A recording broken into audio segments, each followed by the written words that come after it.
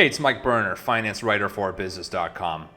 As a small business owner, it is important to make sure new employees are paid properly and that all necessary payroll forms are completed correctly. Failing to do so can result in fines from the IRS, and nobody wants that.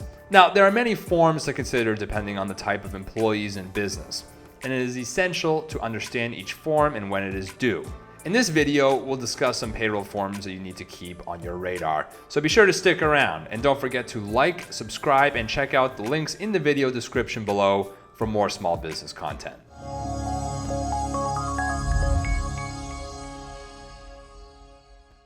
Number 1, Form 941.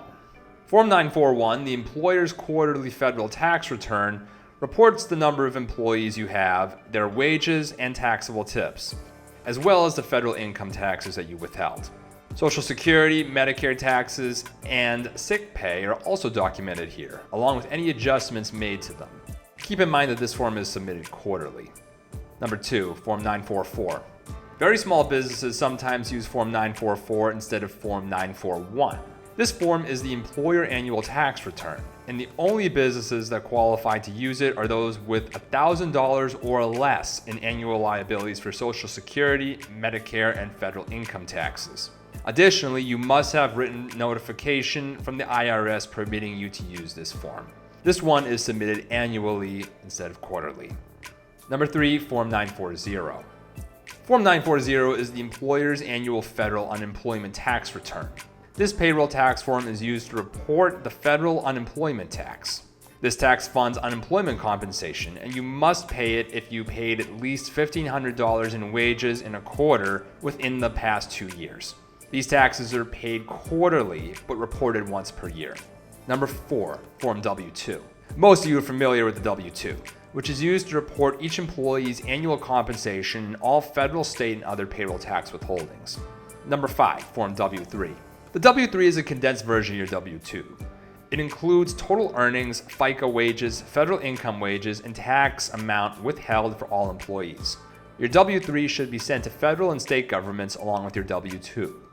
Number 6, Form 1095-B. If you provide a health insurance plan for your employees that meets or exceeds what the Affordable Care Act calls, quote, minimum essential coverage, then file Form 1095-B. On it, you'll note the type of health insurance, whether dependents are covered, and the coverage period for the prior year. This one will go out to all your employees. Number 7, Form 1094-B. Form 1094-B is the transmittal of health coverage information returns, which summarizes all the stuff that you put on Form 1095-B. Submit it to the IRS along with the 1095-B forms. Number 8, Form I-9. Form I-9 must be included as part of your onboarding package for new hires. The form confirms employee eligibility within the United States. Both U.S. citizens and non-citizens complete Form I-9 before receiving payment for their work. This form is due 3 days after the hire date. Number 9, Form 1099-MIS. Use the 1099-MIS form when you make a payment of $600 or more to an individual or LLC. This includes attorney fees, awards, healthcare, royalties, and rents. Number 10, Form W-4. Employees receiving the form should complete it before or on the first day of their new job. Form W-4 provides the employer with personalized tax withholding information that aids in maintaining an accurate payroll.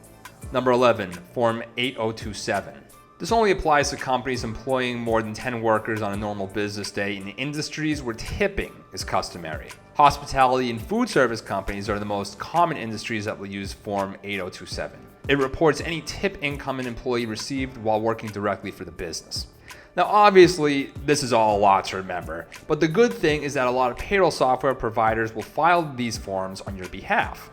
Paychex, for example, processes year-end W-2 and 1099 forms for your employees and also calculates, files, and pays your payroll taxes. Now, if you're interested in learning more about that, be sure to check out the best online payroll services guide on business.com. Our team compared all the top options, and we regularly update this guide with any new developments. And finally, if you learned something from this video, hit that like button and subscribe. We're always putting out content for small businesses, and definitely let us know what you think in the comments below. See you next time.